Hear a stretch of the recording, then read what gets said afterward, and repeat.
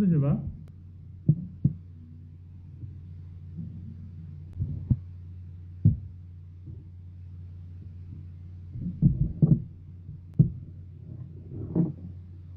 Merhaba, duyabiliyor musun sesimi? Okey. Uğultu geçti mi acaba? Daha demin bir uğultu vardı.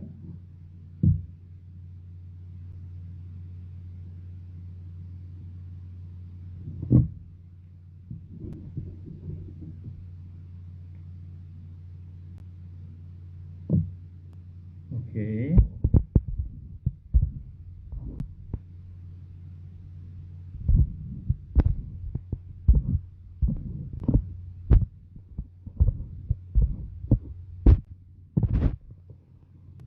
Şu an nasıl duyuyorsunuz acaba?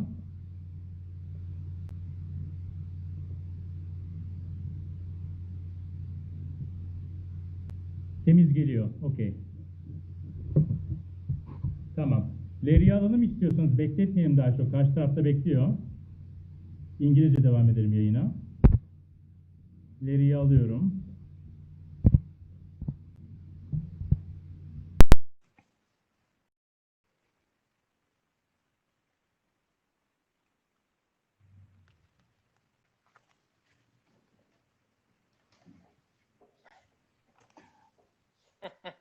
Hi, Larry.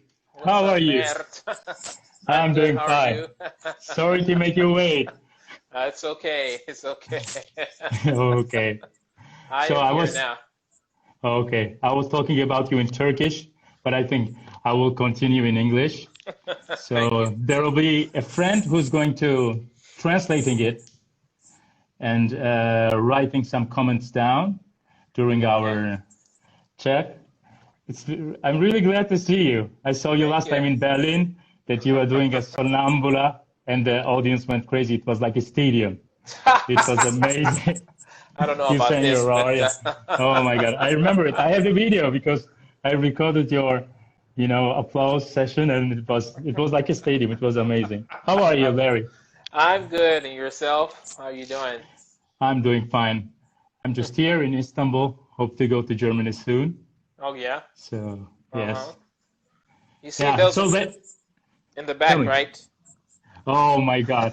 I see a bass player. I And see then a I bass should put player this with a, back. oh my God. What is that again? It's an acoustic, It's a Les. acoustic. I have a Les Paul Gibson and a bass. Oh, I best just of the bought best. I just bought the two guitars like 5 days ago because I haven't played in many years. So Great. yeah, but You bought the anyways, Gibson. The yes, bass was old. Okay, yeah, the bass cool. is a Fender. Yeah, go ahead. Yeah. Okay, so I'm going to talk about you a little bit for the students, which loves you and the colleagues and everyone in Turkey. So you work with amazing conductors like Pido, bel canto conductors, especially Yeah, Pappano, Fasoli, Scappucci, Frizza, Rossini conductors like Frizza, Royal Opera House, Paris, Metropolitan Zurich, so best of the best, creme de la creme. So, and you are really exemplary. I tell you this, I know you hate me, but I tell you this every time I see you. You're a perfectionist and you're singing. I don't know if it can go better, but it gets better and fresher and richer and much more beautiful. You're like a Barolo, you're like a Barolo wine. It goes darker, richer, and more corposo with the years. And thanks for coming. And I would like to ask you, how's your daily routine now that they canceled your Nadir in Buenos Aires, Ipirate in Dortmund? So how is your routine now at home? What are you doing? well, it's interesting.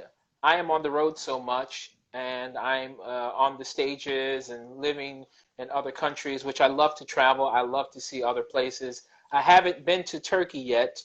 I was You supposed to should come. come. I was supposed to come to Istanbul maybe 5 years ago, but it wasn't for singing. It was for actually to come to a salsa dancing festival. So I haven't made it there yet, but I will get there. But how has it been at home? I've been trying to take up some of my hobbies. I play tennis and I cycle, and I've been trying to get back into playing the guitar because I haven't played for many, many years. But I'm a little bit slowed down because I had to have surgery on my knee Oh, 11 days ago. So it's so I can get back to my hobby, so I can go back to playing okay. tennis and cycling and better. But I'm just trying to be productive. I'm doing some online media, social stuff, and Yes. just trying to stay busy in the midst of all this craziness that the world is facing now. Yes. Yes. It's quite crazy now. And your talk with Mr. Shirley was amazing. I must say it was really inspiring and beautiful. I Thank you. saw it the next day. So we must tell the public that you're an amazing ping pong and tennis player. And you are, it's important because everybody in the business, especially the tenors, their goal is to beat Larry Brownlee Lawrence Brownlee in a tennis match, but I don't think it's possible. And I will be in Palermo for your recital with Larry, and I will be there if you're going to do a tennis match, you know. Oh, we will have our tennis rackets. I'm sure we will play. So I'm looking forward to the time with Levi, and this will be fun. Okay. He thinks he will win, but he won't win. We already tried that with ping pong, and we didn't try it with tennis, but we will see. Okay. Okay. So would you mind if we speak about your first years in the university in Ohio, Hmm. right? And I want to, you know, ask you some questions to understand what well about your priorities in the conservatory because you have a seamless legato, you have a so homogeneous voice, and it's so educated and raffinato. You know, I don't make that face. I know you hate my comments, but it's what I think. You know it, and please please tell me about this. What were your priorities and what was your focus in the conservatory years with your teacher? Well, I have to talk about my background in music first. So I started music Yes. in church, and so I sang gospel. So I had a voice that always moved kind of fast. And when you think about people like Stevie Wonder and these other people who move their voices with all of this melismatic movement, this was what I came from. And so when I got into college, I had a teacher who told me, because your voice is so flexible for this type of singing, you should think about singing bel canto, Rossini. And I said, okay. And so I took the Barber of Seville to him, and I sang Eco Ridente for one lesson. And he said, stop. This is your voice. This is what you were born to sing. And so we worked on trying to make everything even from the top to bottom. We Okay. talked about legato. We talked about natural phrasing. We talked about um, even in the rehearsal process or as I was studying in practice, if I would sing a phrase, he would make sure that if he stopped me on any note specifically, that I was singing that note. And I think the danger sometimes with Rossini is when people sing it, they get close to it, but he was very concerned about precision and making sure that I Okay. was very accurate. So after I got that part, okay, he said, now you can get away from sounding like a machine. You have to sound like How much did it take? Like 2 years, 3 years for you? Because your voice was moving all the time. You were it was used to it. moving. Yeah, it was moving, Yes. but it took, I studied with this teacher for 4 years, and I would say that this was 4 very important years. I was, my voice and my everything was still growing, and so it took about 4 years for it to solidify. But when, by the time I was ready to go to my master's degree, um, I feel like my technique was very settled and it was ready to go. Okay. Okay.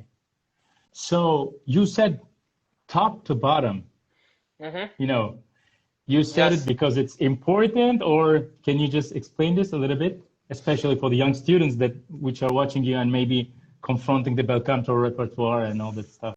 Well, the main thing, as a tenor, I've always been a tenor. The most important part of your voice, I think, is to make sure that your top is solid. Hmm. Uh, my teacher said that we get paid for our high notes. Okay. So we need to make sure that those are secure, that those are technically set, that, we feel that, every time we go on stage, we have the ability to produce a good sound with our high notes. Okay? And so we worked on this a lot. And of course, as you know, if you sing high all the time, it taxes the voice.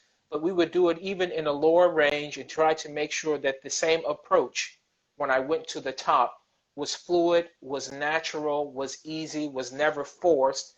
And so, yeah, so we always thought about the top and having that same type of ease with the top throughout the voice. So yes, from the top all the way through the bottom. And even so, you know, the thing a lot of tenors think about is that they forget the low notes, but the low notes have to have the same amount of ease as well and confidence. Great, great. You told me once, Mert, my teacher always told me that I must sing all the notes, especially the small, the short ones. Exactly. And you told me once, Mert, keep the vibrato, when in doubt, keep the vibrato moving and sing everything. Yes, exactly. Yeah.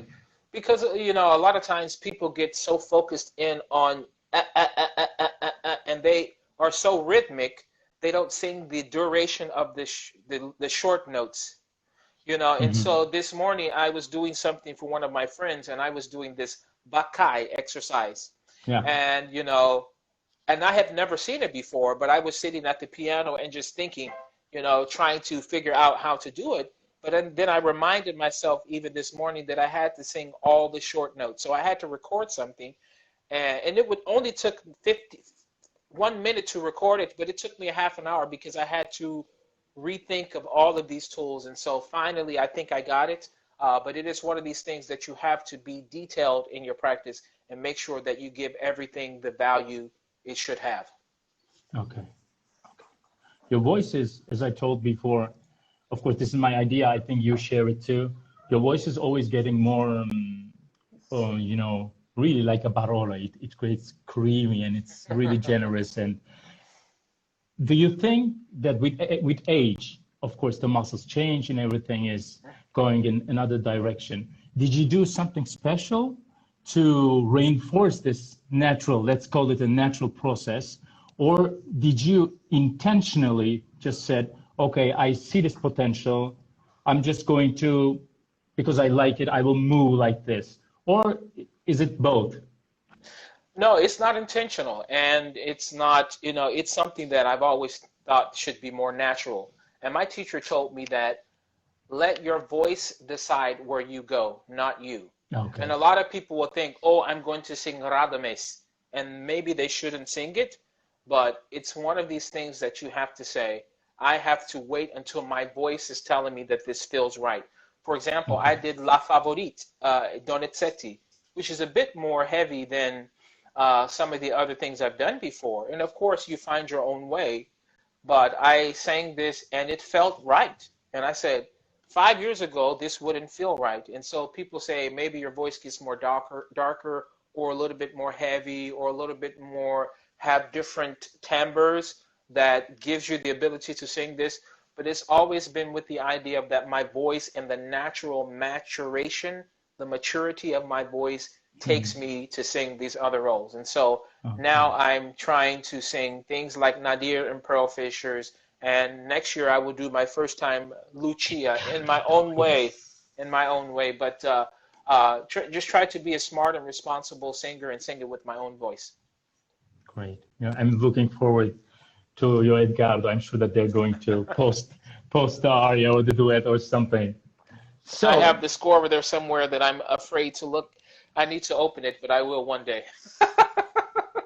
Okay, I was going to ask this in the, following half hour, but now you told me about this. What's your experience when you learn a new role, and do you just study it 1 week before, or you study it before and then come back? No. Part of learning music for me is understanding myself, and I have enough piano skills that I can work out everything on the piano, my part.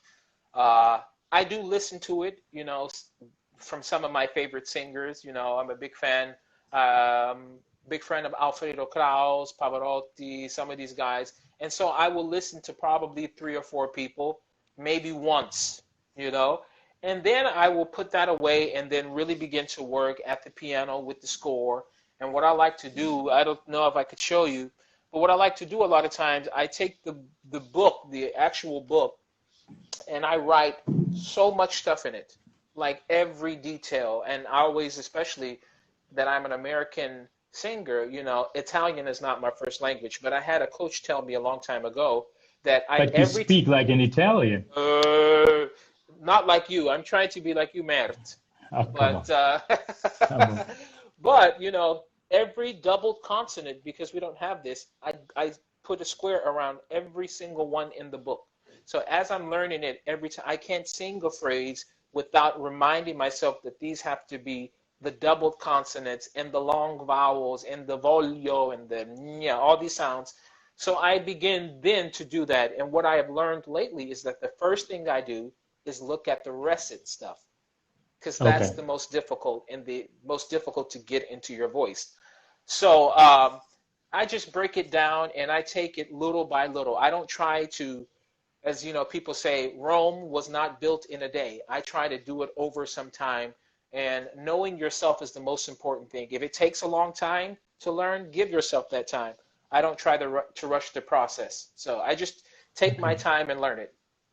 Okay. I remember that you posted once your Dichterliebe score, and Yes. I remember that you wrote the intention, the word by word translation, Hmm. and you had, I think, different colors even on it.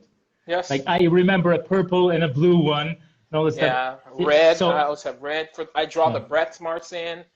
I circle the Okay. dynamics and everything. So yes, I try to be as detailed as possible, because that Okay. stuff is how you put it together rather than just generally doing something. I always try to focus in.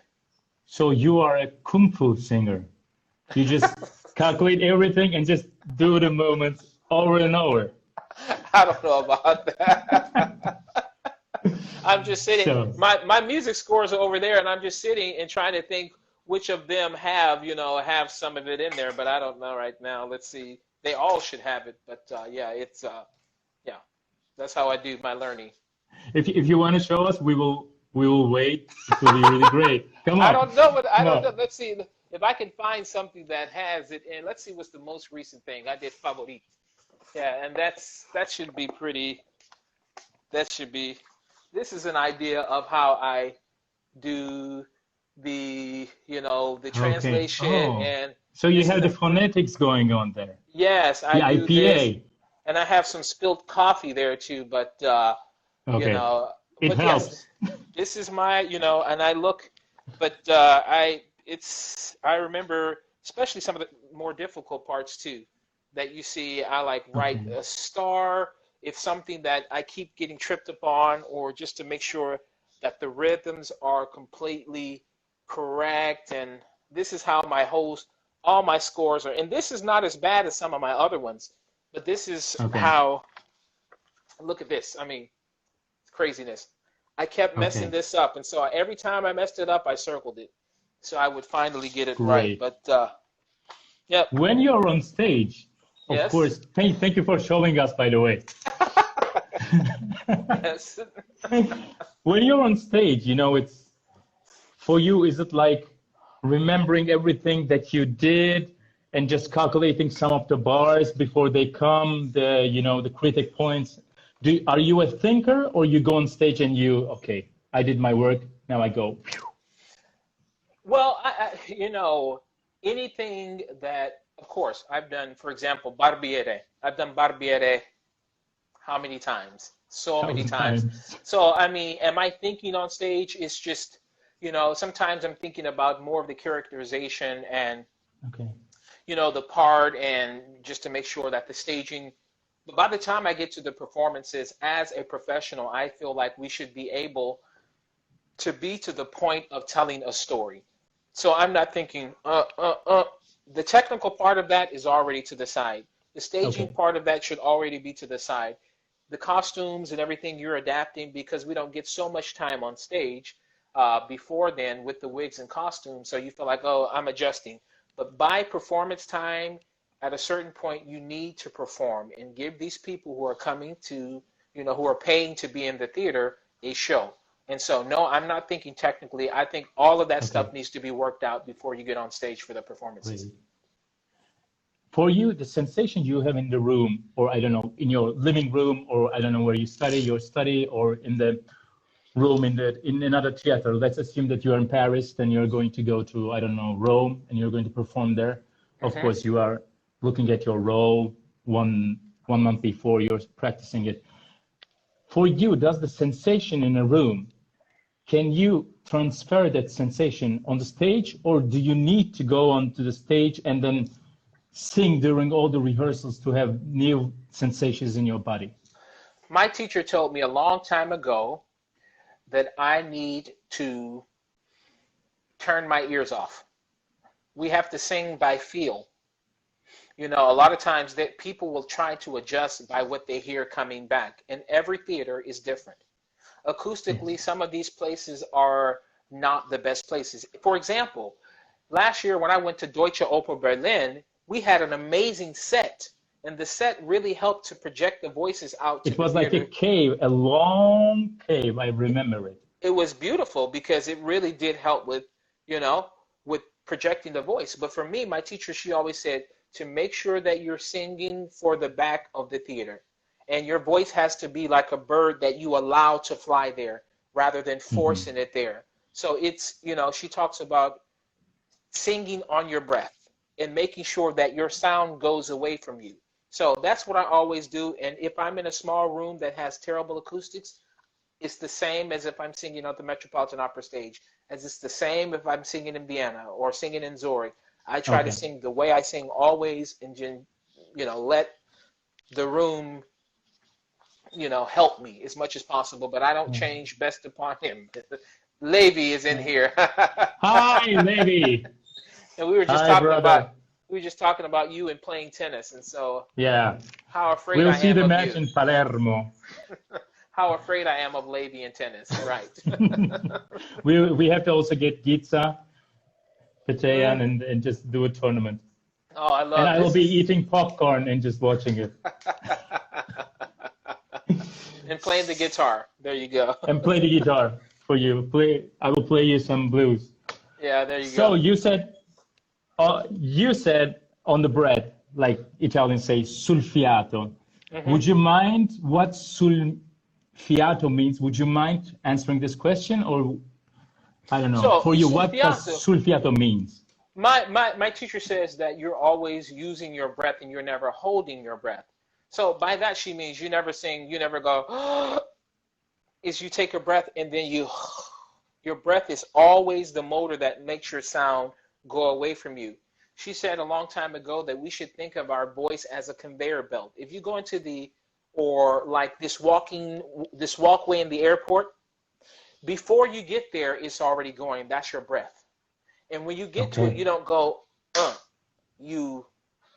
this is what she means, go on the breath. So I always take a breath, a relaxed breath before I start, and then I start to sing. And that is on the breath, always using my breath to go away from me. My sound goes away from me, and that's the basis of our technique. I noticed this lately in big violinists like Maxim Vengerov or big pianists. Before a phrase, even like half bar before, they prepare it in the hands and just go with it. Right. And, you know, Maxim Vengerov is amazing. He goes, for example, I Palpiti of Paganini, which I adore. He goes, it's really amazing. And he's preparing it, and he loves that pausa moment, and he enjoys that pausa moment too. Also, the big musicians do this. It's amazing. So I remember I was singing in Verona, and we go to this room at the top of the building, and the acoustics are quite sordo. And one of my friends told me, there's a famous story about this room. I said, what? Devia just came into the room. She looks around, and Mariella Devia, the big soprano, and she looks at the room and says, Signori, per me la prova è finita. For me, the rehearsal is finished. And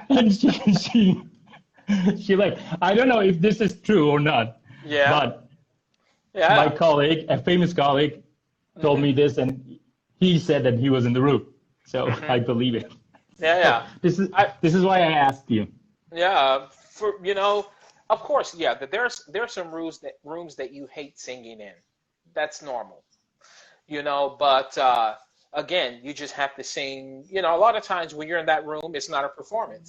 So the more of a professional you become and the more you understand your voice, you're not going to give your best performance in a room like that. So you probably are marking, accennando, you're not like, "Ah," and so you can save it. And most people will tell you in a rehearsal setting like that, you can save your voice. And so if you're practicing or warming up in that room, that's another thing. You still have to sing on, what the buzz and sensation in your head and everything else, and rather than what you get back in your ears. Okay. I want to part from Verona again, because I know that you recorded a new CD with your friend, colleague, Mike Spires. You did a bel canto CD, I guess. Yes. And also Xavier was in it, probably for Armida. Xavier. And it was in Verona, right? Yeah, it was in Verona. So I wonder if you rehearsed in that room. No. So, I'm joking.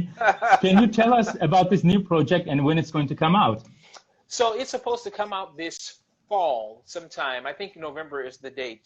And so a couple years ago, Michael Spires, a fantastic American tenor, who is one of the better people singing this Andrea Nozzari role. Yeah, baritone role. He's a real baritone. I mean, he was a baritone that went up to tenor.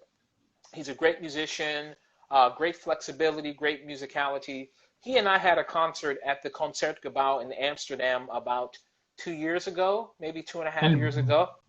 Our friend Balke was conducting it? Yeah, Mikhail Balke, my good friend. So it was the three of us. So we had a great time in this, and the audience was so supportive, and a lot of people really appreciated it. And so, as we went, we did Rossini duet, of course, Otello. We did Vieni tuo sangue, and we did it once, and then the audience was so wild about it. We came back for another encore, and I said to him, let's do the Rossini's Otello again. So when we did this piece, someone in the audience recorded it. I don't know who, but they recorded it. And we saw it. And they put it on YouTube, and it went crazy. I think like 100,000 views or something like that. And so I was at home, and I said, you know what? I don't think there's ever been an album done that has all the duets and trios in one album of Rossini's great tenor duets. So we did an album of the duets and the trios of Rossini. We did Armida, we did Siège of Corinth, we did Siège of Corinth. The French version of Maometto II. Yeah, we did the French version, and it's interesting because that one was done. It's done nowadays with 2 mezzos, but the original was actually with 2 tenors. And so we went back to that version. And Michael's a great historian, and he found a lot of stuff. And there is an Otello version for a mezzo. Yeah, Otello was a mezzo. Yeah, I heard that. But for ours, we had Tara Erat, who came in and sang the La Donna del Lago. We did this trio from which we did Ricciardo Israide, and we did something special. We did should I say? Yeah, we did the Barber of Seville duet with Michael singing Figaro, which was cool. Oh my God, how sweet. Yeah, so we're looking forward to that project, and we hope to do more concerts with that because we've already done it twice, one in Puerto Rico and one in Amsterdam, and we have several in the future planned. So hopefully, maybe one day we can bring it to Turkey. Why not? Why not? Levi says, "My God, I can't wait to hear the CD." Well, Levi and I are going to do probably some of this stuff, and I'm going to have to learn some different roles because Levi doesn't want to learn the lower roles. In Palermo. He wants me. Yeah. He wants the easy less job. Tennis, more learning. Levi wants the easy job. Yeah, he wants the easy job. Oh my God. So what do you think about the Rossini series operas and the buffos? I know that your favorite role is Conte Almaviva because you have a lot of fun. And I of course, as a fan and as a student, I analyze the videos from the conservatory years, and I always, when they ask you what's your favorite role, you go like Con Alma Viva, boom, immediately. Well, that's changed, I think. Okay, tell us about that, please. I think, well, and let's see if I have that score over here too. I have it for sure. Let's see. My favorite role is Le Contori.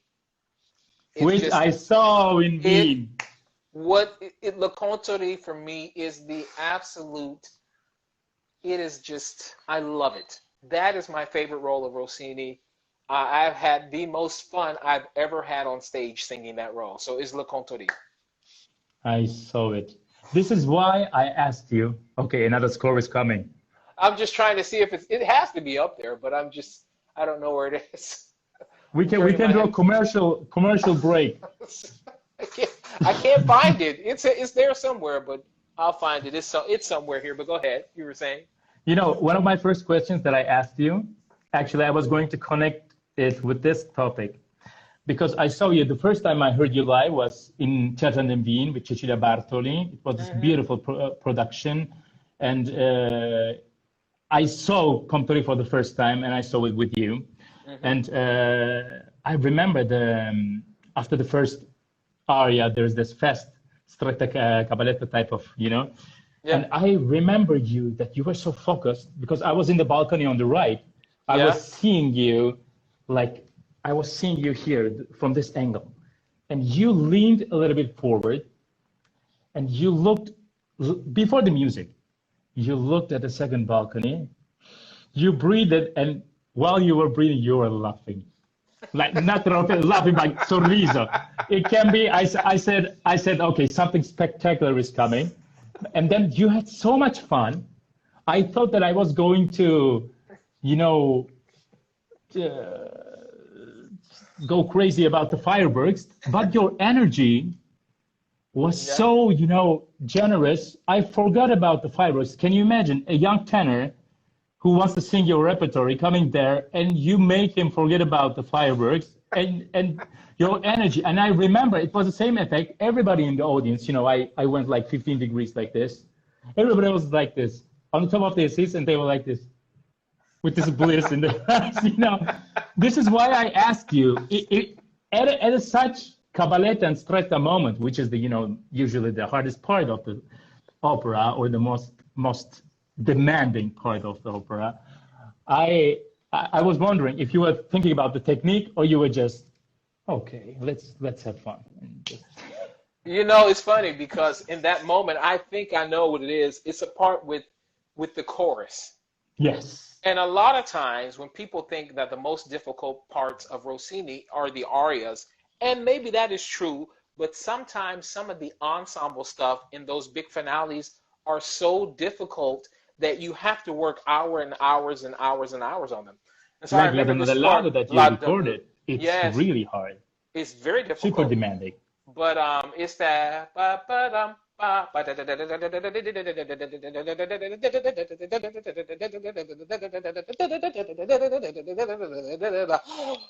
so probably the smile was like, whew, I made it through it, or let me hopefully get through this part that's your difficult. back was like this.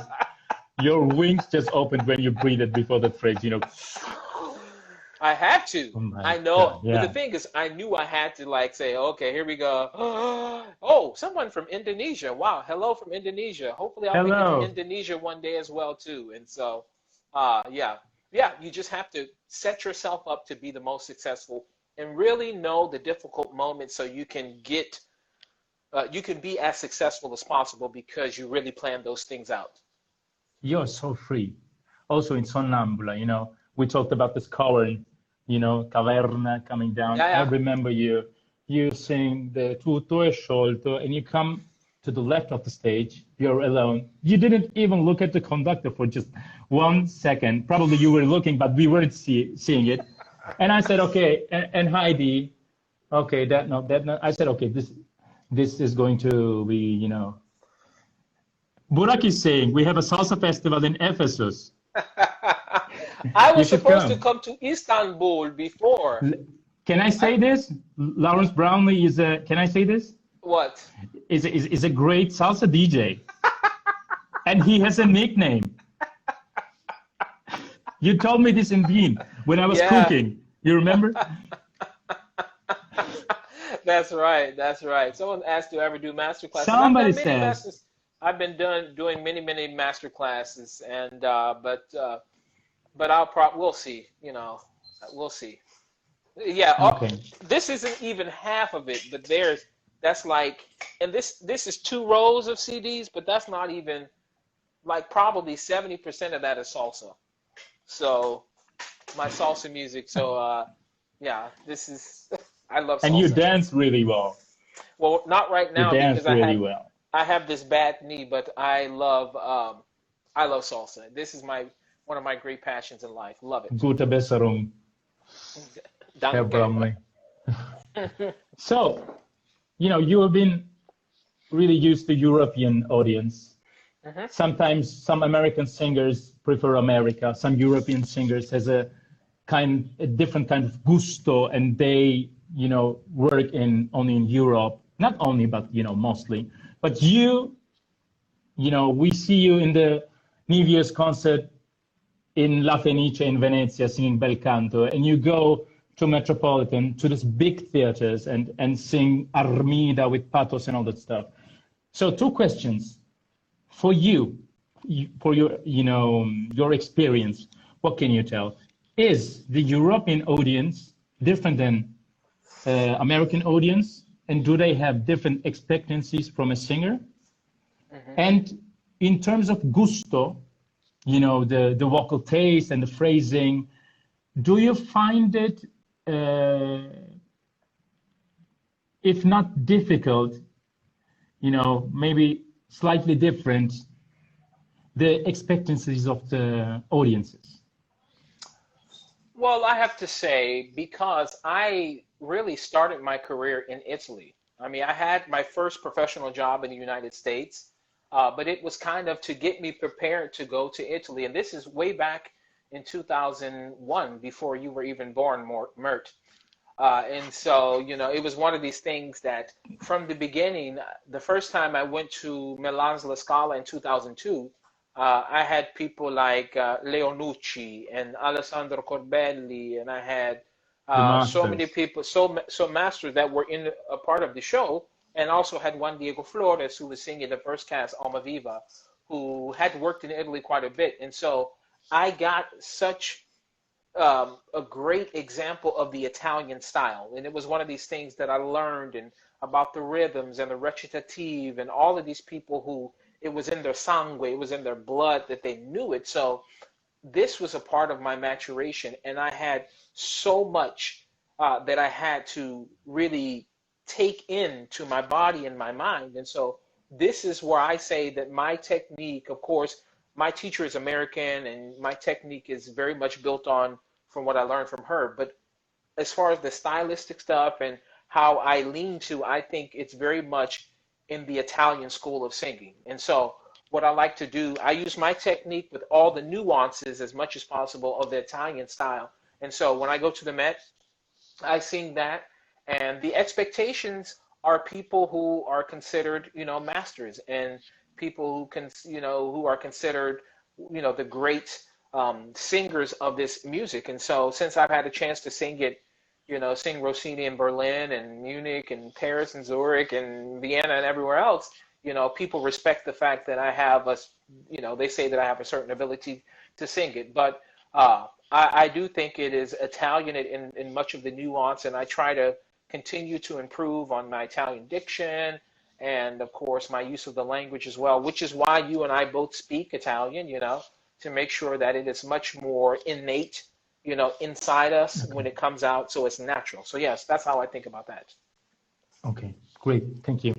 Your teacher was a soprano, mm-hmm. and I think she was in the ensemble, or she was singing regularly in Zurich, I guess. Maybe. Yes, I think remember. Vienna? Okay. I think it was Vienna, yeah. Okay, so she taught you in Ohio. She taught me in Indiana. In Indiana, okay. Yeah. And I heard a recording of her singing Lucia di Lammermoor, if I'm not mistaken. So do you still use this technique that you learned from her?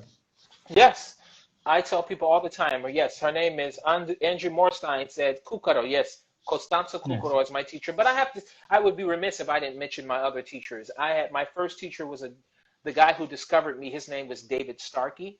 Then after that, I had a teacher named Fritz Robertson that I had for 4 years, who really, those two laid the foundation. Then I was with a teacher by the name of Virginia Botkin for about a year and a half.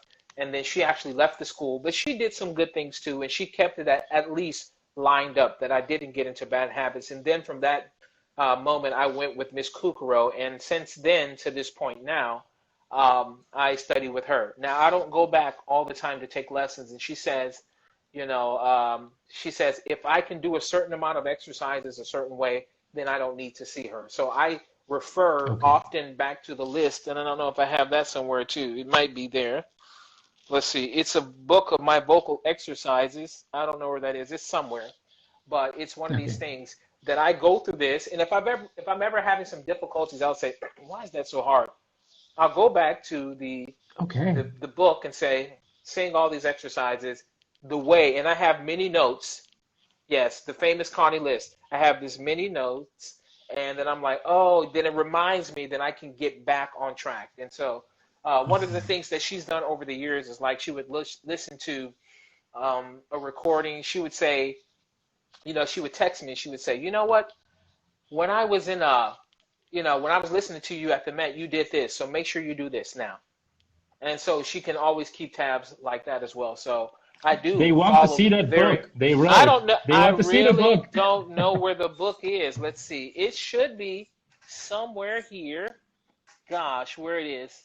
And here's the thing, like maybe 1 month ago, I switched rooms with my daughter because there's a bathroom on that side that's closer. So I just kind of put everything here. And so the book is somewhere, but I don't know where it is, Mert. Don't worry, don't stress. I'm just.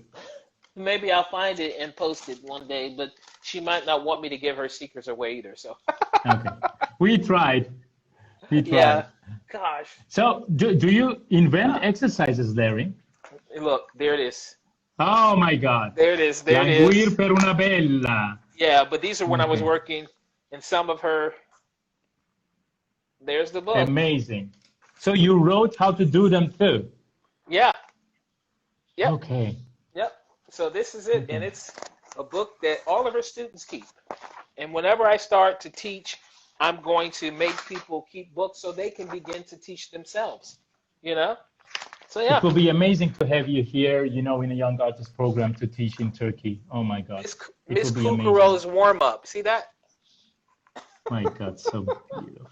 So there it is, and amazing. I have coffee spilled on there. I don't know how to drink coffee, obviously, but yeah. Yep. You get so excited about bel canto and singing, the coffee, stains are everywhere. It's great. Yeah, but I show you this book, and people say, look, there's no magic that happens. It's hard work and discipline, and really understanding. It is something that is a science. It is also natural, but you need to be able to have things like that to be able to say, okay, how do I get myself out of problems? Or what are the things, if you feel like your technique works, and we're all the same. When we're in front of our teacher, we're like, oh my gosh, it's so easy. Then we get on stage and we're like, doing all kinds of stuff. So you have to go back to those things so you make sure that it is so solid that if you ever get yourself into trouble, even as your voice changes, you can still have the tools to make sure that you can be in a good place vocally. Now that your voice is changing, can you still apply them like it was, 20 years ago? It's also the sensations are the same. It's the same. It's more or less it's the same thing. Even as my voice has changed, there's nothing in that book that I can't do. And the interesting thing is, when I was younger and studying with her, I was in like my early 20s when I first started studying with her. And now that I'm 47, my voice is different than it was. And some things that were the more difficult things become easier, and things that were easier are a little bit more difficult, but I still know how to be able to do, I can still do everything in that book. I haven't looked at it in probably a little while, but you know, as far as like my singing is concerned, I think I'm still okay. Okay. My God. Oh. Levi says, yes, Larry, yes. Please start a vocal studio, be our teacher. Yeah. You know, Levi, you would be in trouble because Levi and me, we would just wait under the rain.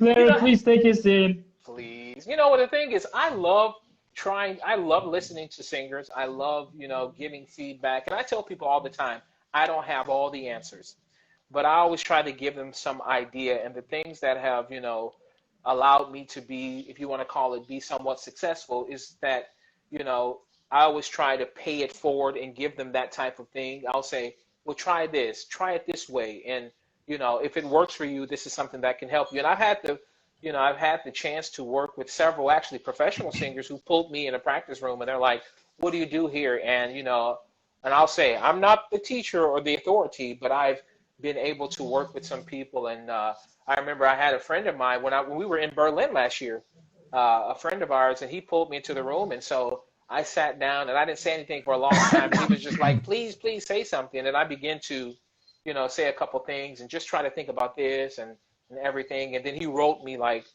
a couple weeks later and was like, oh my gosh, he was just like, it works. I was on stage with, you know, a really, really big name conductor. He was like, it works. Thank you so much. I'm going to sing you stuff all the time. And so, you know, I don't have all the time in the world, but at some point I will be, you know, I like it. And so I'll probably become somewhat of a voice teacher. We are waiting for that day. I'm still too young, right? I'm only 47, right? I was in conservatory and I was trying to sing Nadir. Yeah. And my teacher knew that I was a very Brownlee fan, you know. I was listening to you. Larry, are you there? Mm-hmm. Can you hear me? I hear. Okay. Yeah, somebody tried to call me, but I canceled. Yeah. Okay. My jaw was, I had like a little bit of jaw tension when I was singing Nadir.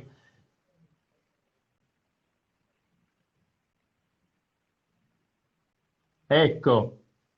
I put do not disturb because people are calling me. Go ahead. Thank you. And my teacher knew that I was a Brownlee fan, you know, and I was listening to this Armida of yours. You know, when you go the Unite via gara, and all this moment, when I was afraid on stage, I was thinking about this moment where you say, de cessate, ahimè cessate, che barbaro tormento. Io vile? No. I am a coward? No, I'm not. And you go. Like chiaramento, and like Sean Connery says to Nicolas Cage, don't hesitate. You must pull the trigger, you know. Yeah.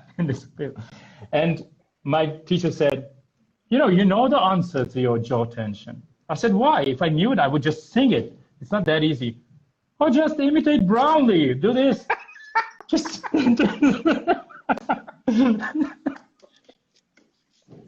And you know, I did the phrase. It was "Au souvenir charmant," and I did it. I did my Brownlee jaw. I caressed myself, and I said, "Okay, let's go get a coffee now." Larry, if you don't mind, can we just stop here and we restart again if you have time and if you're not tired? That's cool. Okay, yeah. Thank you. Sure. Arkadaşlar şimdi kapatalım. Hemen Larry'i tekrar alacağım. Tekrar bağlanalım. Çünkü 1 saat oldu. Görüşmek üzere. Turkish. Yeah.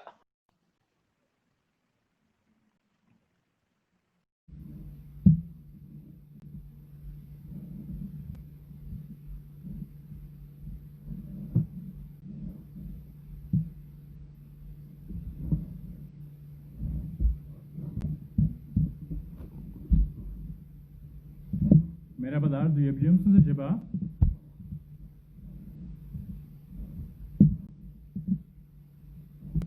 Merhaba, sesim iyi geliyor mu? Uldumuz var mı?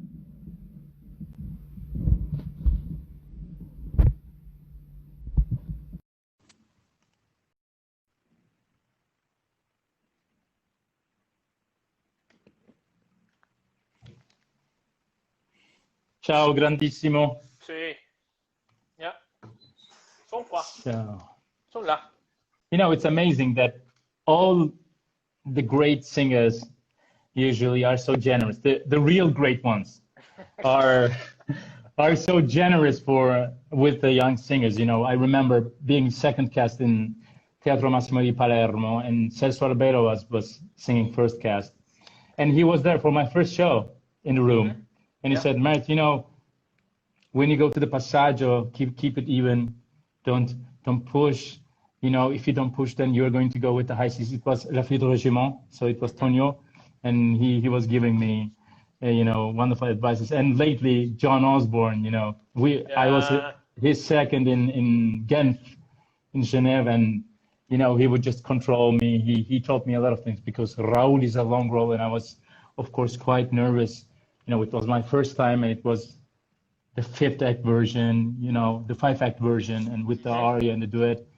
So I believe that people who have really success in their hearts first, than their voices, they are really wonderful and generous towards the young generation. Yeah, it's important, when you think that there were some people who gave me advice, and especially as a young student, I would go to people and say, anything that you could tell me, I am open. There are some people who don't want to hear anything.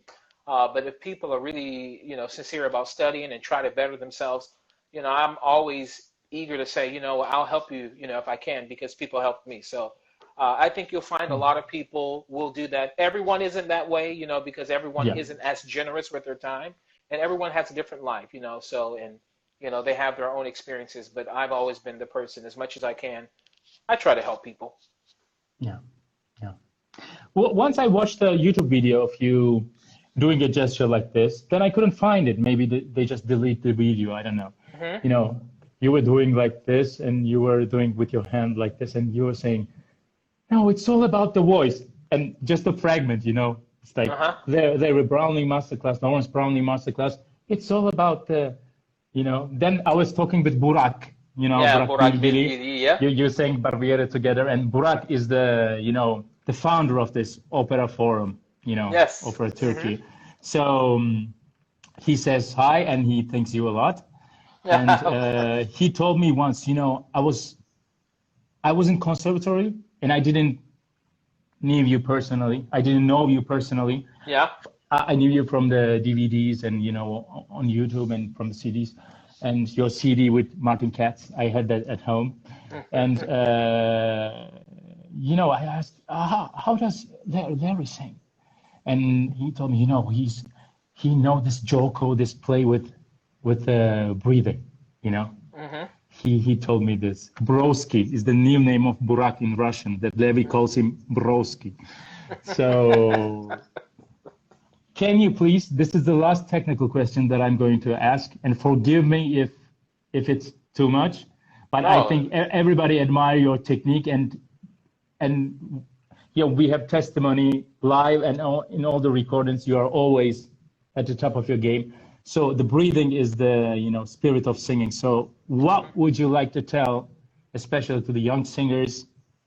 To me, I'm not young, but I want to think that I'm young. And to for the generations to come, I think people will watch this video, especially in Turkey. So what would you like to say about breathing, and maybe some consigli, some advices? Well, as I said earlier, my technique is built on breath, and breath is one of those subjects in singing that is such a difficult. It seems so easy, but it's so difficult. And everybody's like, I don't know anything about breath. I don't know anything about breathing. I don't know anything about any of these things. And my teacher, she talks about no tension in your singing. She talks about like taking. I always think that my mechanism, the way that I breathe, my body is, if I imagine a balloon. So when I breathe low, it's this type of way. Some people breathe up here. I try to breathe as low as possible here. People talk about the diaphragm and all of this other stuff, but I think about breathing this way. So it's just like that. It is an actual balloon that is getting as much air, and then I lightly lean upon my breath. Okay. So I lightly lean upon my breath, Is it and a I make sure. forward leaning or is For me, mine is forward. So I breathe, okay? and it's just like forward. So You it's know, this way below the solar plexus and yeah, sternum. yeah, it's Okay. all the way down. You And know, when and you breathe, your yeah, balloon goes in that direction, or it's yeah, circular, like 360 it's degrees? it's circular. It's like Okay. this.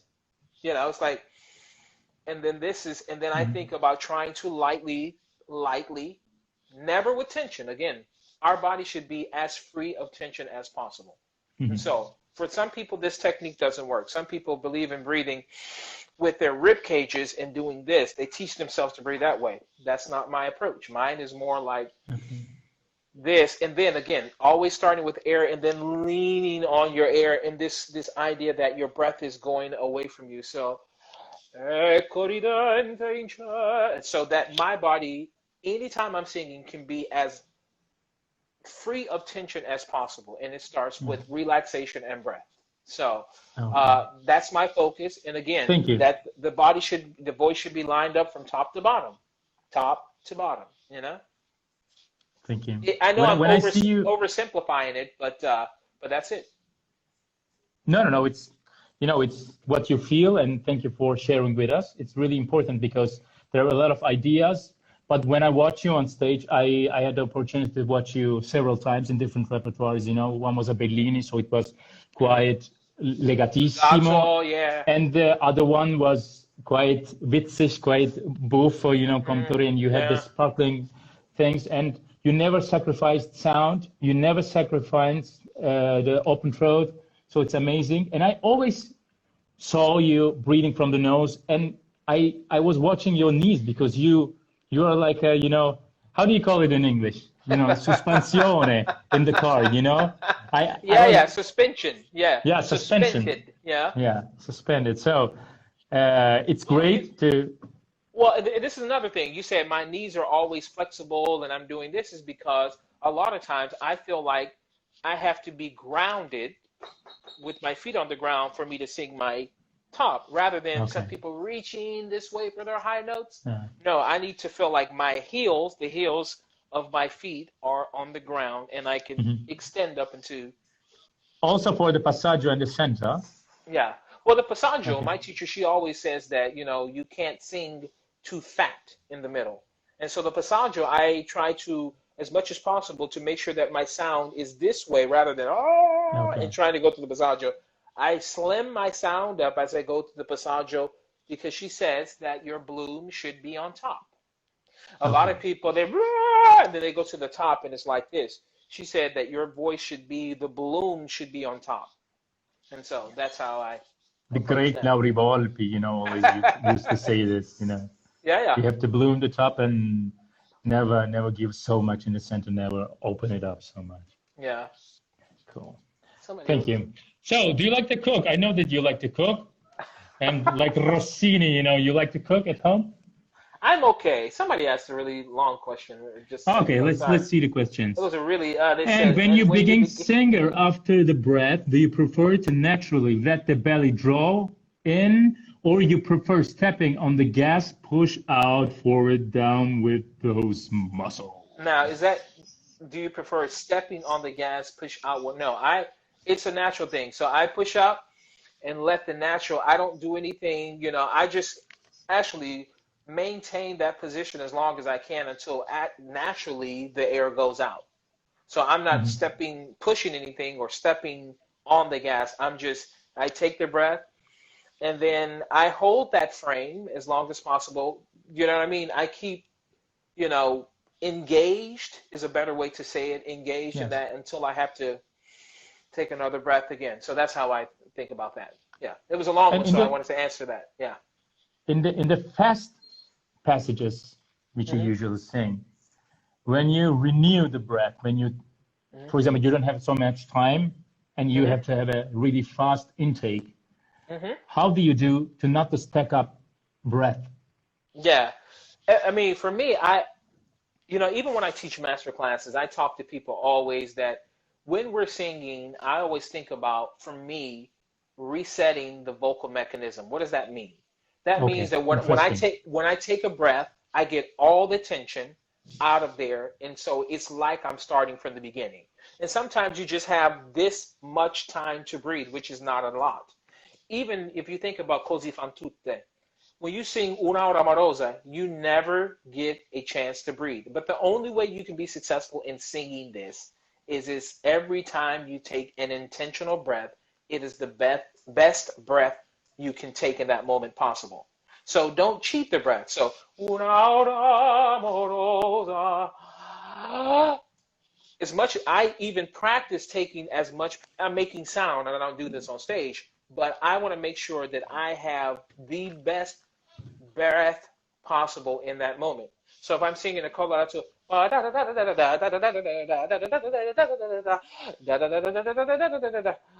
that breath is as full as possible rather than stacking it. No, it's a low, full, significant breath every time I take a breath. Every time you take a breath, it should be the best breath you can take. Okay. Best breath means, Yes. as generous as possible without having tension in your body, or just, is it not about the amount, but efficiency? Efficiency and amount. When my teacher, she did this exercise, it was called Smell the Rose, okay? So she would be like this. So you would have your fingers, and you do this. And you will pull the rose away, still smelling it, and feeling as how much air, the capacity that you can get, what you can get inside your body. It's pretty significant, right? Okay, yes. So when you do this, and you breathe all the way to the roses out here. Yeah. So the feeling that you feel in your body in that moment, and again, you don't stack it because you're not holding it. Yes. And then you use it. You breathe. It's not, she says, it's not brains, breath, and hold. It's brains, breath, and engage. Okay? So when I'm going through these fast passages, I'm thinking, I want to get as close to that feeling when I do Smell the Rose. That's the kind of feeling I want to get no matter how much time I have. And I'm telling you, that is going to be better than you not thinking about it at all. You're going to get a better breath if you think about it. Yeah? Okay. You have to think about it. Yeah. All the time. It becomes automatic. And it doesn't feel right. After years. Yeah, after years. But it doesn't feel right if you don't have that type of feeling before you take your next phrase. And then you can say, why is this? Okay, I need to make sure I breathe. I remind myself of that often. Make sure you breathe. Breath is free. Okay, great. Thank you. Thank you for answering. So can you tell us about, your approach, about the new Donizetti opera that you're going to sing? You're going to sing Edgardo and you did La Favorite. Do you have different sensations in your body than the Rossini music that you sang these years, Well, I mean, when you're singing these long, expansive legato lines, yeah, it's a different, for me, I'm not doing anything physically. Okay. I always think about singing with my own voice. The thing I appreciate about Alfredo Kraus is that he sang everything he sang with his own voice, and I'm not competing with any of these people. I know that Pavarotti sang Lucia. I know that, one of my friends, Joe Calleja, I saw him sing it recently. Charles Castronova, he was the last one. These are all my friends. I have a completely different voice than these guys. But I have to find how to sing it my way. And so that's what I'm going to do. Not changing. My approach to singing is the same. But I understand that I need to make sure that these long legato lines are connected, that they're homogeneous, that they're natural. And because a lot of times the Rossini, you think about, I say singing on the breath, but it's a lot of fast, light moving notes. But I have to be a lot more supported, with still the same sensation here, but just thinking about leaning into my legato a little bit more. My question, of course, can sound a little bit generic, but, when I heard you in El Vino in Berlin, and now these days I really send your CD when you're doing the Rodrigo, the Rossini's Otello, and when you have this cabaret moments,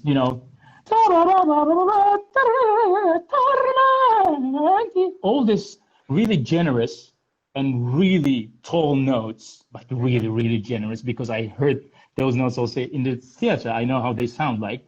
Also in the cabaletta, you know, perché non posso dirti, all these notes. You never get tired. And when you finish the opera, you just go there. And we were in the restaurant, and I was like, "Hi, Larry, what's up? I'm good, you?" And you're like, always, you know, your voice is blooming. Is it about your breathing technique, or is it the placement of the voice? Because you always talk about, you know, you want to feel, you don't want to, Yeah. you know. Hey, push it's or not in the something, but you want- nose. It's not yeah. in the nose. You want to But you feel try the to- sensations here, yeah. Yeah. So, do you think that the breathing or the positioning of the voice is the key to this? Because you sing really generously, and one phrase after another. You put a lot of high notes in the caballettas, and you sing them mezzo forte and forte. And usually when people sing mezzo forte and forte, after a while, the voice becomes less efficient and the color goes a little bit dull and not sparkling. But in your case, you're always fresh, and more you insist, the second bar is better than the first, and the third bar is better than the second. This is why you have this stadium effect. You know, I saw it in Berlin. We rehearsed with Venera in the morning in Dresden, Legono. Yeah. We took the car. We Yeah. came. She went to the hotel. I went to the theater. I took our tickets. Then I saw the show. And that was the first question that I asked you when we were eating in the Italian restaurant. The cantina. You know? Yeah. Yeah, and you know, it's what's the key to this? Is it precision and just being focused about your vocal technique that you got from your teacher, or is it just everything, or you are working about the breathing at that time? I don't know what you're thinking. It's amazing. Well, I mean, you know, my teacher, she always says you have to sing with a cool head and a warm heart, not a hot head and a cool heart. Okay. You know, if you get on stage, and a lot of times these people are like, here comes this high note, and they're just, everything is, for me, I try to plan everything out. So when it gets to that moment, before I get to that note, it's already planned out. So I know that note, and when I do this in master classes for people, I said, whatever note you sing for me, if I tell you to hold that note for 10 seconds or 20 seconds, it should have the same quality the whole time.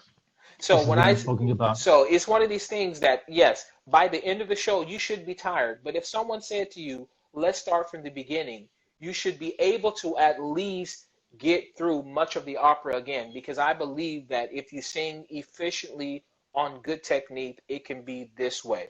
But if you don't sing with a cool head and a warm heart, I think this is when people begin to get in trouble.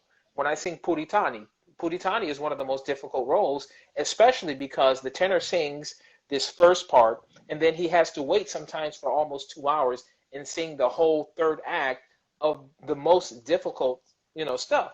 I have to make sure that I have already set up when I want to sing certain things and never singing beyond my limit. This is another thing I say in master classes. We have to know what our capacity is. If you think about a scale of 1 to 10, you can't sing on 10 all night. That's not going to happen. You have to sing on 5, 6, and 7. And you never sing at 11 because that's more than your capacity. You have to stay within yourself. And so as long as we stay within ourselves, I think we will have the chance to be able to start again and have this freshness that if I sing any note or sing something, it will have the same quality from beginning to end. Okay. Thank you, Larry. Thank you. So I have some questions here that they sent me before. So if you don't mind, it says, why do you recommend to sing Rossini and Mozart to singers? Well, you can't fake either one of them. You know, some of the other composers, Nice. Rossini, you can't fake. You can't fake Mozart either. And so these will make you focus in on the technical aspects of your singing, on your musicality, on your rhythm. You know, Puccini and Verdi, a lot of times you can be a lot more, you know, one of my favorite singers of all times was Pavarotti, and people said that he was not the greatest musician. Well, he sang primarily Puccini and Verdi and stuff like this, Some Donizetti as well too, but Mozart and Rossini, you can't do it with those. So. Cool. So we know that you like sports, tennis, and ping pong, and all the things that require mind and body synchronization and being calm. Do you think that you have a lot of parallels to the stage when you're playing tennis and ping pong, or you just do it for relaxing? Oh, parallels. I never thought about that. I'm a big fan of tennis, and Levi is a big fan of Roger Federer. Yeah. And, Roger Federer is okay, but I'm a bigger fan of Novak Djokovic. Levi, are you here? I'm a bigger fan of Novak Djokovic. And the thing I love about tennis, it's not how hard you hit the ball. It's your timing, your reflexes, where you hit the ball, so many other things. And the same thing is true with singing. The way you are more efficient with anything is the more relaxed you are. If you can sing more relaxed, you're going to be a much more efficient singer. So there is some crossover from sports. It's not, it's really the people that are fluid and relaxed in their production that are the most successful in whatever they want to do. Okay, great. So what do you think about, I know that you did Barbieri in different productions, and you usually do, a role multiple times. When you have a regie, when you have a modern regie, or I don't know, a classic regie, it doesn't matter, that you don't feel like it's quite right. It happens sometimes, some funny situations. Mm-hmm. So how can you deal during the rehearsal process with this kind of thing? Well, I ask questions, and it depends on which, what point we are in. For example, when we just came and did this, the Sonnambula in Deutsche Oper Berlin last year, I remember hearing about the production, and before I got there, one of my friends, one of our colleagues, he pulled out of it because he couldn't do it. He's like, I'm not doing it. This is crazy. Okay. And I was like, let me look at this. And for me, I always try to give myself a challenge. I feel like someone's regie is me telling their story. It's not about me. It's about them, Mm-hmm. So I feel like, what? Let me challenge myself sometimes. Let me grow and learn.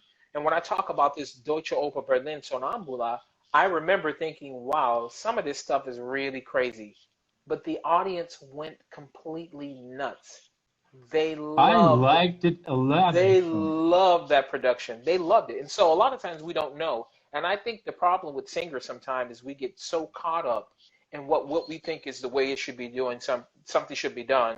And some of our colleagues, I won't say which country they're from, some of our colleagues, they really they have a problem with any modern opera because they just think it should be all traditional. And I think we can stretch ourselves and we can really grow as actors and musicians if we allow ourselves to get outside of that. Now, if there's something that is a conflict from a moral standpoint, then don't do it.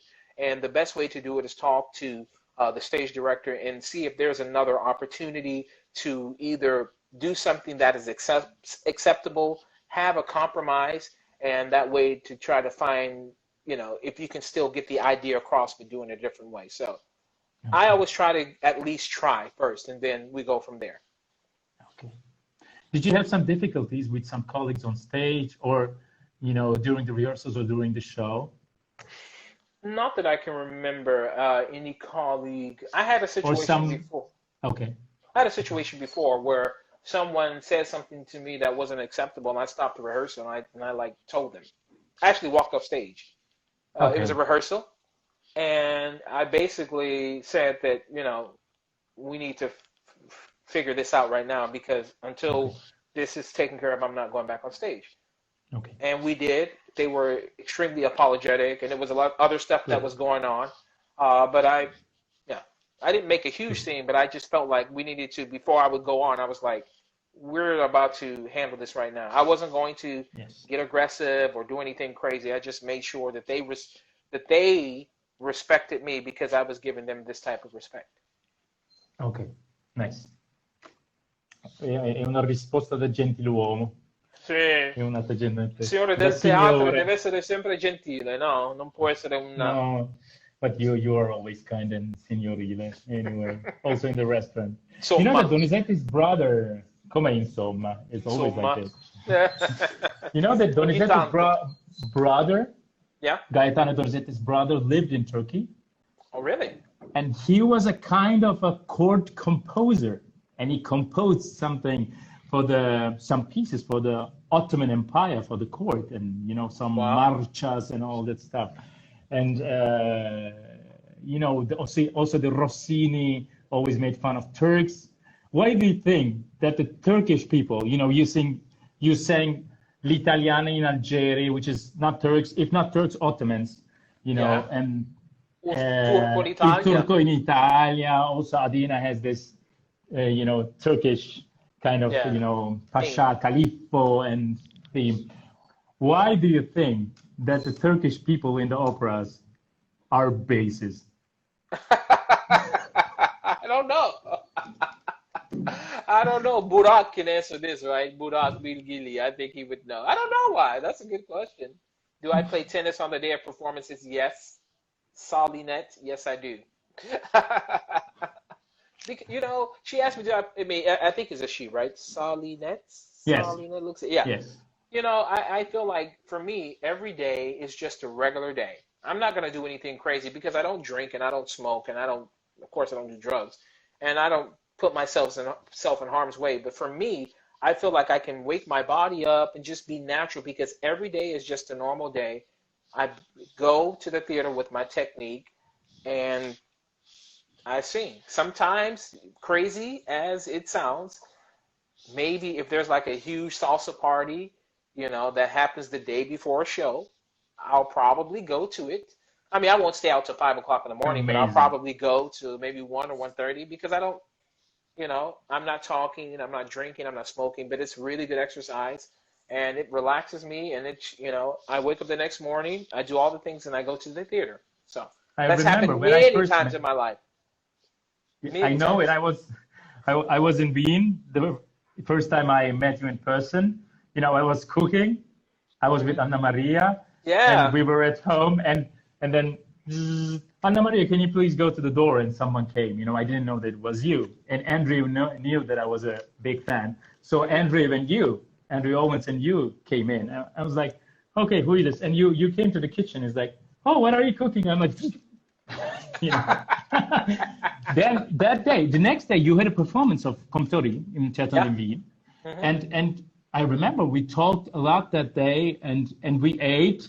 Some people do not eat so much spicy things, and I remember that I cooked some spicy stuff, really spicy, and we ate and we talked until 1 and 2 o'clock. You had your Nikon with you, and you were so easy. Yeah, And yeah. I think the next year I was in Zurich, and you were doing a concert. I don't remember now. Forgive me. And we went playing ping pong. Of course, I didn't know, but I played with you anyway. It was a mistake, huge mistake. and we went to the restaurant, and the first thing you asked, you know, do you have French fries? And you had a performance that night. Yeah. Yeah, so it was so easy. I admire this. Yeah, this is just me, you know, I'm not, and again, I think a lot of these things are in people's heads. They're like, oh, I can't do this, but Do you they have a daily can't. routine before, the, No. not during the day because I know that you don't have it, but when Mhm. you go to the room, do you have your vocalizers that you do? Yeah, but Or I usually start okay, before I get to the theater. If I walk okay, to the theater, a lot of times I'm already warming up, and it may be, you know, some of the simple exercises that I do, but you know, by the time, you know, throughout the day, I check in with my voice, I'm like, hmm, or like sing through a few phrases, and already by the time I get to the theater, I don't have this massive warm up that I have to do because I've been warming up a little bit throughout the day, and then I feel like I can, especially some of these operas that the first thing you sing is like this, Big You know, aria. like Zelmira. Oh my God. How can you warm up for that in 30 minutes? You know, you need to be already setting yourself up. So that's what I do. So, I got about 2 more so, minutes, then I have to go pick up my son. okay. Your fan asked favorite exercises? Which one? Like exercises for like my muscles or vocal exercises? Oh, you have both in the room. No. What's your favorite exercises before you go on stage? Um, I don't know. I mean, I go through, especially if I'm singing Rossini, I do Hmm. some coloratura passages or something like that. You know, Okay. and it goes from the bottom of the voice to the top of the voice and back to the bottom of the voice. And on simple vowels. Okay. Just checking the voice and that's it. Yeah, just to make sure that I can easily get from the bottom to the top and back to the bottom to the top. So that's one of the favorite exercises. So, Okay. Okay, I guess that I have to let you go, right? well, I have to go pick up my son from school. My son goes to a Thank special you for school, so joining us, Larry. yeah. It's been Happy to great be to with see you, you. Mert. Yeah. Thank you very much. I hope to see you soon. I hope that our performances, are going to start soon. I'm afraid that they're not going to, but let's hope. Incrociamo le dita. Yeah, but there are places that are already starting, and I have been reached out Yes, to, and so I know people, they're hopefully. doing something in Verona, I think, and in Spain. Some of my colleagues in Switzerland, so it's starting again. I think people, yeah, hopefully I will get a chance to come to Turkey for Yeah. the first time. We But can arrange something. We can talk and maybe you can come and Larry is writing. Larry, I'm a tenor from South Africa. I really idolize you. Levy just wants attention right now. Yeah. So it's a privilege to have you here. I hope that you're going to come to Turkey, hopefully for a concert plus a master class. Yeah, hopefully one day I'll So get there, and tennis too. So, and ping yeah, pong and salsa. yeah, yeah. I will watch. You can play with my brother. He's really amazing, but I'm not. So, thank We'll you, play Larry. guitars. Okay, thanks. Nice to be Okay, with you, we man. ask your followers to follow also this site because we are going to put these videos if you give us your consent Oh, for okay, that's fine. the students. Sure, that's So fine. thank you very much and hope to see you soon. See you soon. Bye, Grazie. Mert. Yep, ciao. Ciao, Prego, Larry. ciao. Ciao, ciao. Ciao. Görüşmek üzere herkese. Çok teşekkürler. Görüşmek üzere. Kendinize iyi bakın.